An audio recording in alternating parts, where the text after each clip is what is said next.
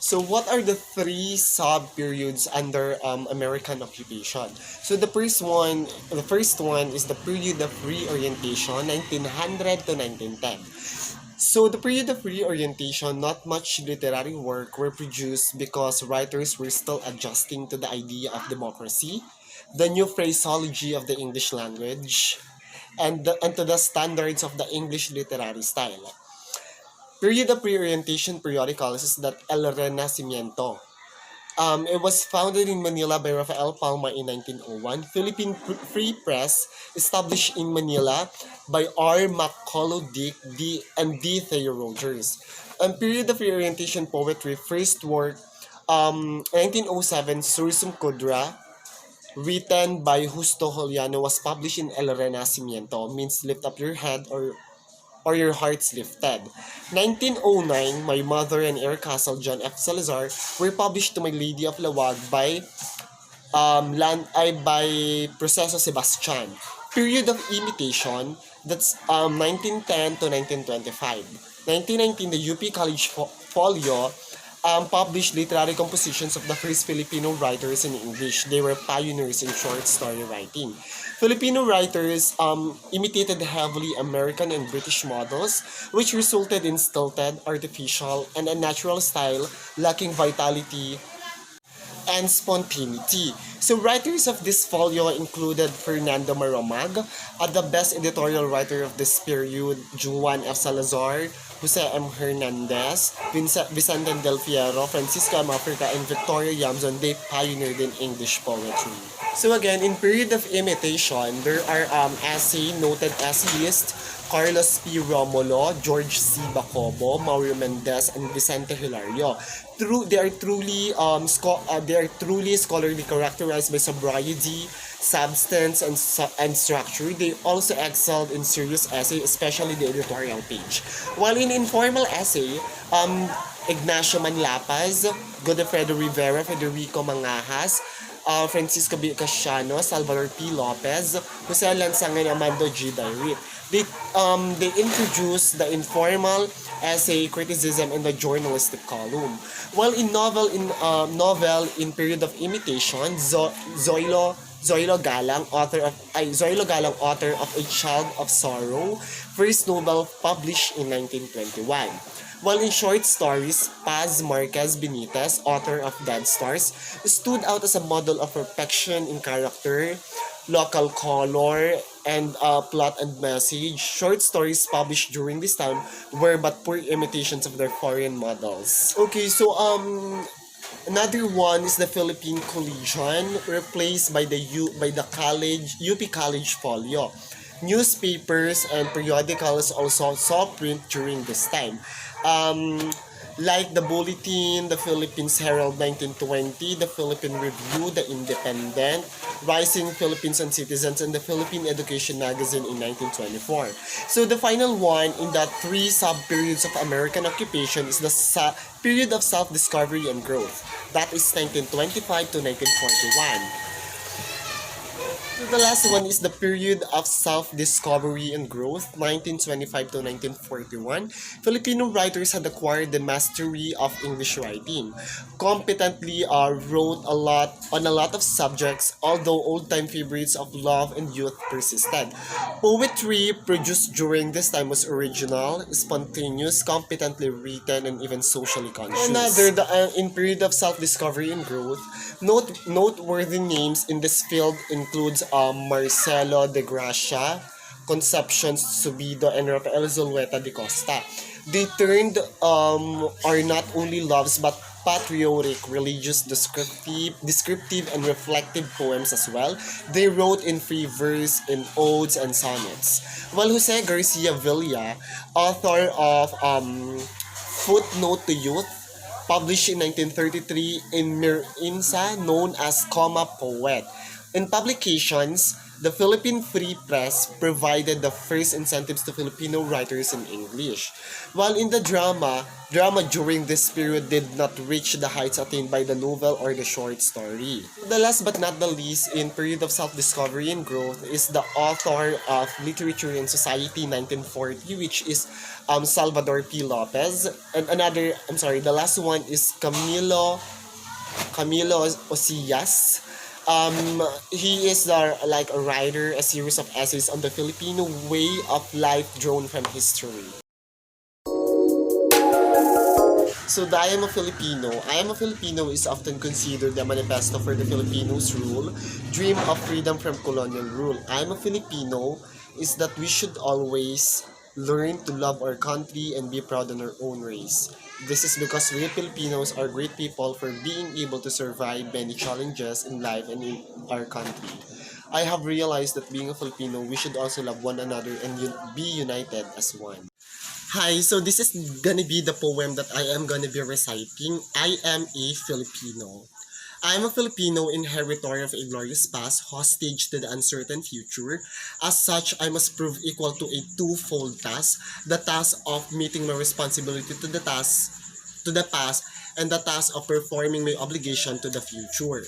I am sprung from a hardy race, child many generations, remove of ancient Malayan pioneers across the centuries. The memory comes back rushing back to me of brown skinned men putting out to sea in ships that were as frail as their hearts were stout. Over the sea, I see them come, born up. I see them come, borne upon the billowing wave and the whistling wind, carried upon the mighty swell of hope in the free abundance of the new land that was to be their name and their children forever.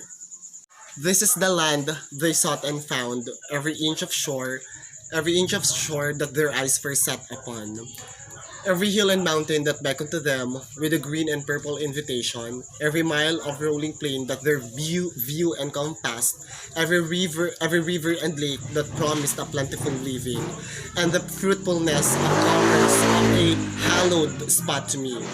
By the strength of their hearts and by the strength of their hearts and hands, by every right of law, human and divine, this land and all the opportunities thereof, the black and fertile soil, the seas and lake and rivers steaming with fish, the forest with an exhaustible wealth and wild and timber, the whole of this rich and the happy land has been centuries without number.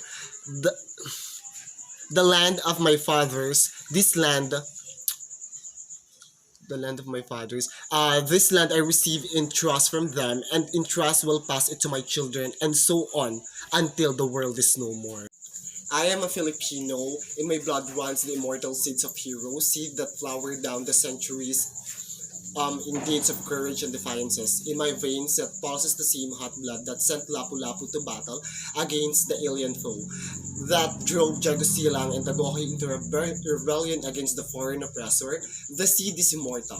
It is the self-same seed that flowered in the heart of Jose Rizal that morning in Bagumbayan, when a volley of shots put an end to all that was mortal of him and make his spirit deathless forever. The same that flowered in the hearts of Bonifacio in Balintawak, of Gregorio del Pilar at Tirad Pass, and Antonio Luna at Kalumpit, that bloomed in flowers of frustrating in the sad hearts of Emilio Aguinaldo at Palanan, and yet burst forth royalty again in the proud heart of Manuel L. Quezon when he stood at the list of the threshold of ancient Malacanang Palace. In the symbolic act of possession and racial vindication, the seed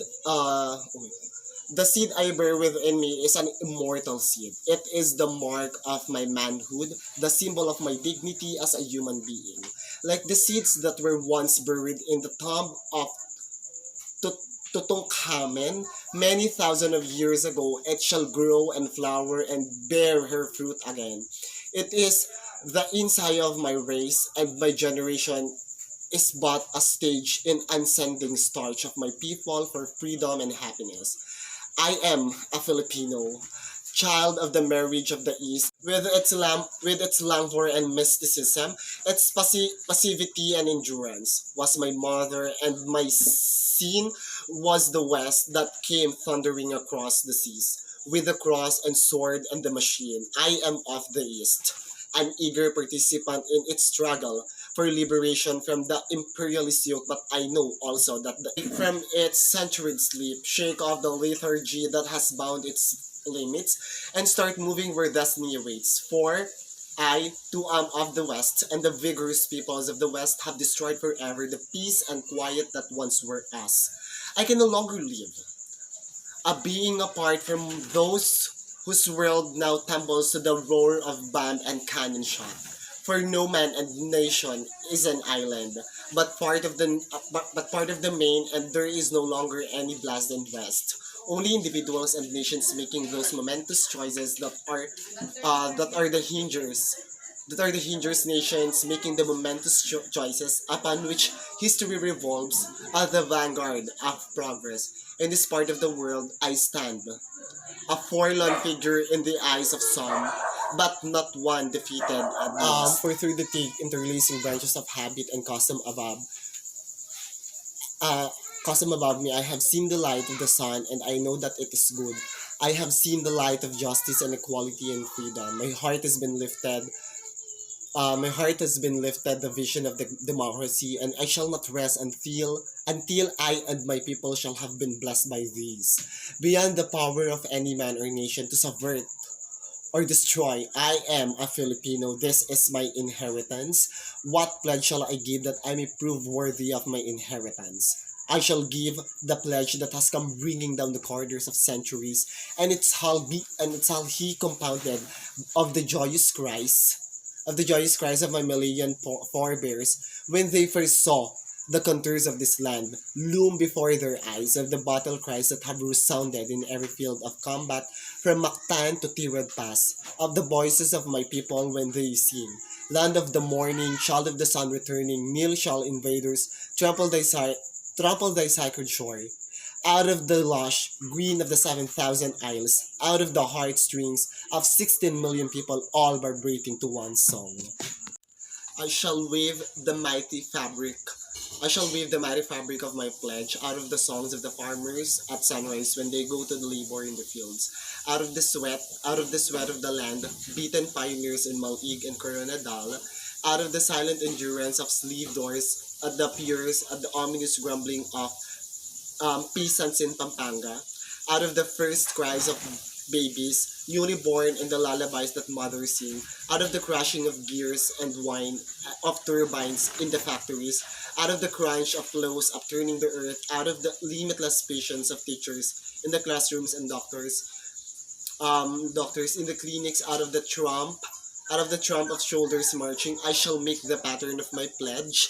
Um, I am Filipino born of freedom, and I shall have not rest until freedom shall have been added unto my inheritance for myself and my children forever. So the second poem that I'm gonna be reciting is like the Mulave. But before that, let me go ahead and explain what is my perspective on the poem.